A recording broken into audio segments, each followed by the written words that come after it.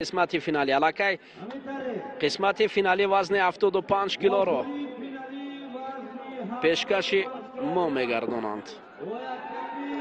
پیراهن سفید به بر کرده است. نجم الدینов محمد شریف پهلوان جمهوری تاجیکستان در وزن تا 75 کیلو. اولوغبک آتامرودوف با یک تگ سبز گوشتین میگیرد.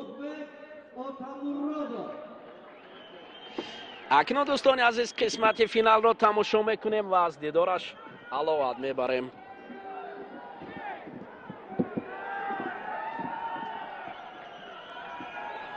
حالا رقابت آغاز شد. ببینید در اینجا محمد شریف نجم الدینов لحظه سر کتف نشستن میخواست ولی اولوغبک این حرکت رقیب را رد کرد. خب دوباره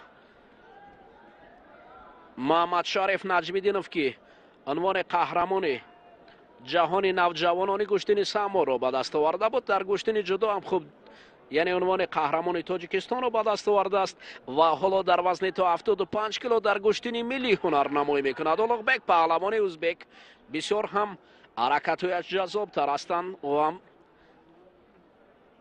دوباره اکنون ببینید اولوغبک گریبان محمد شریف را داشته است. محمد شریف فاصله را دورتر میبرد و این پهلوان امید بخش کشور اولوغبک باشد. اکنون اوهو برای محمد شریف امکانیت زیبا است، میتواند که در اینجا حرکت های خود را به کار برد ولی اولوغبک حالا در فاصله دورتر ایستاده است. آتامرودوف اولوغبک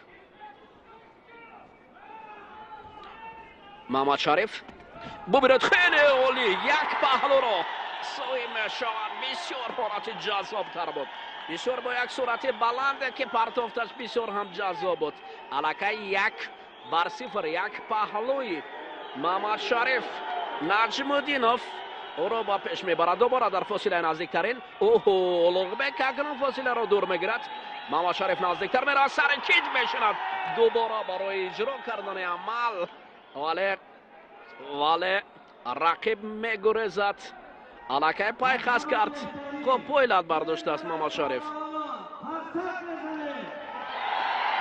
این کفکوبی به خاطر این جفت است. محمد شریف پایش لط برداشته بود قبلا هم در گشتین ملی تاجیکی. هم اگر این پا برای مانع نشود گشتین خوب میگیرد، نه میخواهد که گشتین گیرد. پایش لط دارد، اینو باید احتیاط باشد. محمد شریف نجم الدینov این پهلوان از ناحیه فیض‌آباد است، پهلوان خوب است که در ناحیه فیض‌آباد چون این پهلوانان نامدار به وی میرسند. اصلا فیض‌آباد نیست، یک مکان زرخیز تاجیکستان است که هم پهلوانان هم دیگر نامداران ورزش را به وی رسانیده است.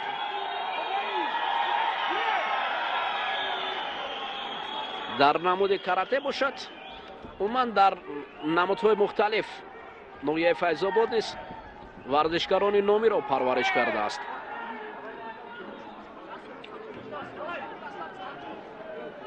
میدان ها ورزشی در آنجا بسیارتر هستند. خب اکنون ببینید حالا محمد شریف لحظه رقیب را اولوغبک در فاصله دورتر وقت قسمتی از وقت باقی مانده است. یک پهلوی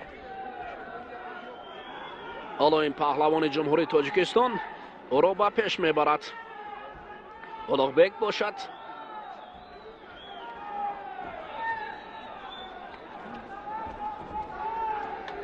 فاصله را دور میگیرد. اولوغبک اطراف میدان چرخ میزند. دوباره محمد شریف برای انجام دادن اصول جهد میکنند. مخلصان را ببینید به خاطر محمد شریف نجم الدینov از جای برمیخیزند، کفکوبی هم میکنند. دوباره این نبرد.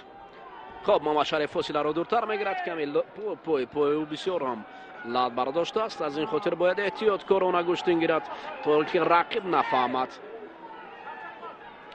در وزن 75 کیلو اکنون محمد شریف دوباره سمت چپ حالت زیبا مخلصون دستگیری داره. یک نوبت دیگر و رقیب مایل به گشتن گرفتن ندارد. اولوغبک اوتسا مرادوف مایل به گشتن گرفتن ندارد.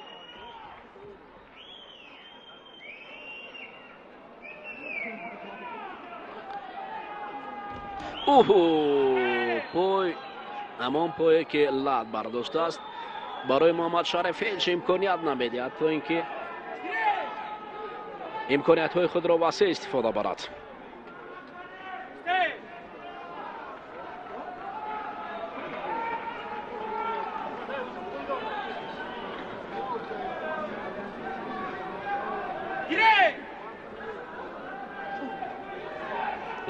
وقت برای این دو پهلوان بسندگی میکند تا در اینجا امکانیت های خوب را با استفاده برد. اولوغبک هم یک نوبت دیگر برای سر کتف نشستن امکانیت های خود را با کار بردن است، اما یک پهلوی محمد شریف او را با قسمت طلایی بردن نزدیک کرده است.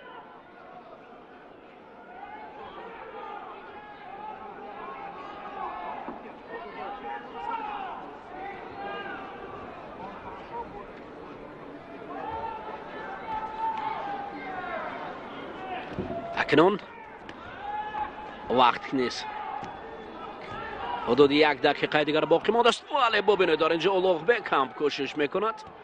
حرکتی اولوغبک کمی خطرناک بود، برای این حرکت رو انجام دادن است و محمد شریف باشد نجم‌الدینوف کنار میرود.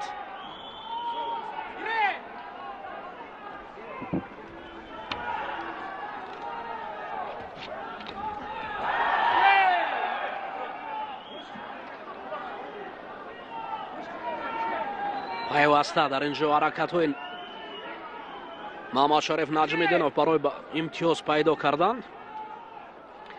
وقت کمتر از یک دقیقه دیگر باقی مانده است. خب اولوغبک نزدیک آوردن است رقیب را. در وزن 75 کیلو کمی دیگر باقی مانده است که محمد شریف حرکتی که توقف شد. کمی شور و شوقی گشتین میان پهلوانان اکنون بچه‌ش میرسد. ببینید چند ثانیه دیگر باقی میماند. خطر برای پهلوان ما. یک بدن برای اولوغبک نشون میدهند. چند ثانیه دیگر باقی مانده است. محمد شریف نجم‌الدینوف باید فاصله را به نظر گیرد. در اینجا توکل کردن برای اون قدر لازم نیست. یک پهلو دوباره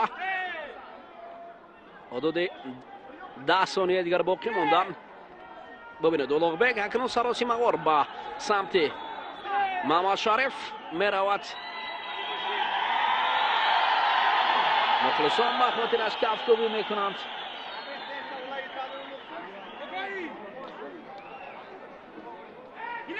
این آگاهی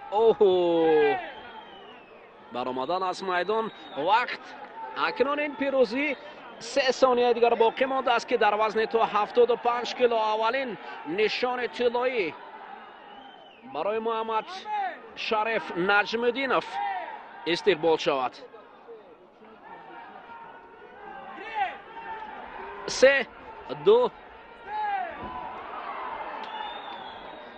وقت به انجام میرسد. نشان طلا در وزن 75 کیلو برای محمد شریف نجم‌الدینوف.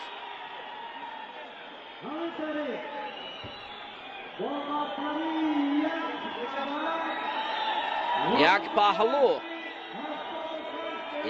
پهلو در وزن 75 کیلو.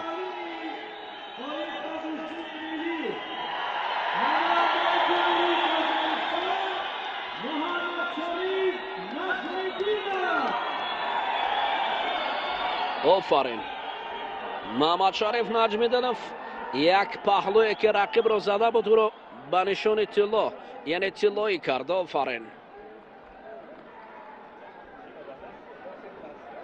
ببینید حالت تکرار رو. یک پهلو دوباره مرکز داده است، نه بدن. یعنی او پهلو بود در اصل.